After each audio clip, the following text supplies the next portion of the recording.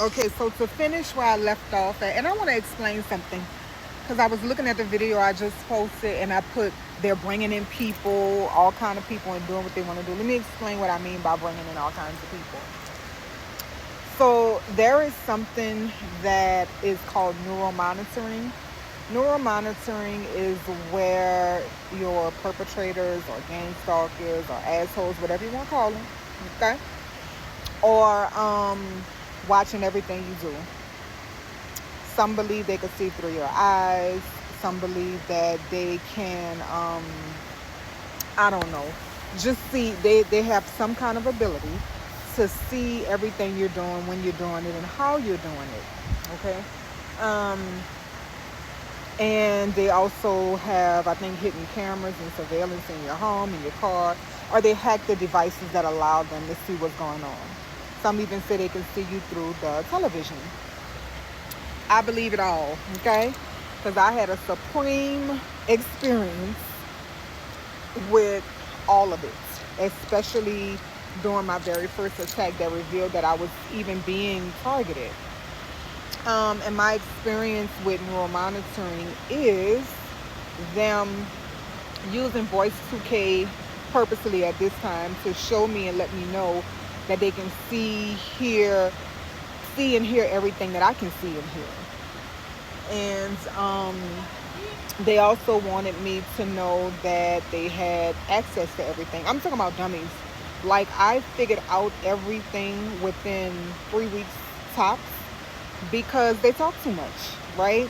They were on my neuromonitoring while I was in the hospital, talking, fussing with each other, arguing with the staff, going crazy because, again, these people are emotional because it's people that I know. My ex-husband or ex-bitch I used to be friends with, people I don't really know that well but might have hung out with a few times. Dudes. I'm talking about it is I ain't never heard no TI talk about this from the perspective that I'm experiencing. And I've watched so many videos, done so much research, and I mean, I've worked in the field of, um, you know, I guess what, entry level investigation type stuff. Um, Nothing as I wish it was, FBI, CIA, nothing like that, but entry level investigative type work. So I know a little bit of how they can get a little bit, but I don't know enough to help myself, and I don't know enough to like break it down. So y'all just bear with me, okay? But back to what my point of explaining all this was, when I said bringing people in, it started off as like five or six of them, ex or two kids, blah blah blah, and then it started being just anybody who I come in contact with, and then that's what I mean by they just letting anybody in. So they allow those people to also view my neural monitoring, view me watching TV, view my surveillance, view the voice to text application that's used to read voice to call information, and pretty much violate me, right? And again, these people do not work for InfraGard, okay? Um, I don't even believe that I don't even believe I'm on a real live FBI watch list, if I'm being honest. I believe there's a list that I'm on, but ain't no motherfucking way I'm on the list for the FBI, right?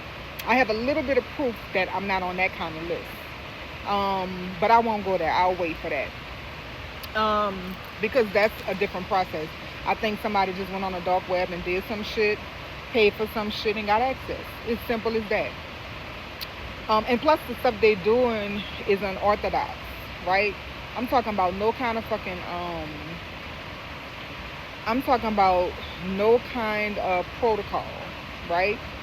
Um, and y'all, I want y'all to understand about hive minds, okay? Hive minds is a dangerous thing, and let me explain hive minds.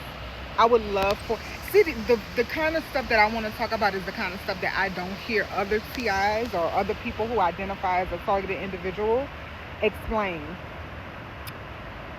Let me shift gears and talk about hive mind. When you have all of these different people on your neuromonitoring using voice to skull, if you're an intuitive person, or if you're a person that picks up on energy or taps into, I don't know, I don't even know what to call it, you'll pick up on their energy and you'll find yourself having very similar thought processes of them. It's not always bad stuff. It's not always good stuff. Sometimes it's weird shit. Sometimes it's anxiety. And sometimes it's just, you could tell that you're not in your own mind. Like, I've gotten to notice whenever I get into what I call a hive mind, basically thinking from either their perspective or thinking, I don't know how to break it down, but either thinking from their perspective or thinking with them, because we all hive mind. We're all together in a non-physical, electronic space where we inhabit the same fucking space, right? So it's gonna be very weird at times. I've had some weird, strange experiences. Well, not experiences, and not even thoughts. I've seen weird pictures, and I actually have heard people talk about this in their neuromonitoring, but I'm not gonna lie to you. I gotta admit, so I don't know, maybe I'll say that for another video, but I definitely had some reservation about that, because I'm like, it's your fucking mind. And it was a guy who talked about it first, and so I was like, okay now. But if you are a person that is being neuromonitored, D2K and all of that type of shit, you might have weird flashes of pictures. I don't know if they do that on purpose. Again, I kind of know the people that are part of my harassment.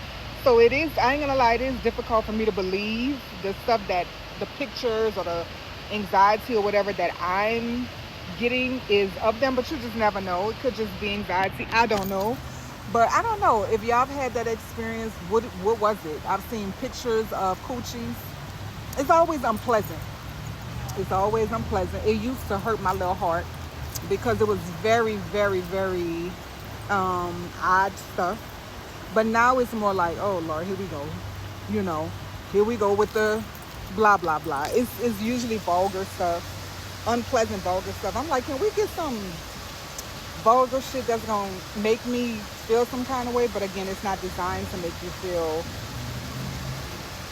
good. This whole thing is about you feeling uncomfortable and bad and like a bad person. And all of your anxieties, all of your fears, all of their fears, all of their everything you think about them, everything you think that they think about you, all of that shit gonna come to the surface of your mind. And it had got to a point where, and I'm still dealing with it, right? Where I felt like, you know what, I need to be perfect in my thinking. So when you call yourself trying to be perfect in your thinking, you're in your hive mind.